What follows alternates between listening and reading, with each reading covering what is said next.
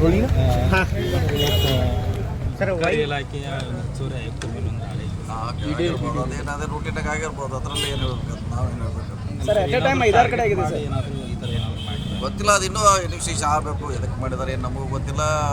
ಅದು ಹೊರಗೆ ಬಂದ್ಮೇಲೆ ಗೊತ್ತಾಗಲ್ಲ ಎದಕ್ಕೆ ಮಾಡಿದ್ದಾರೆ ಅಂತ.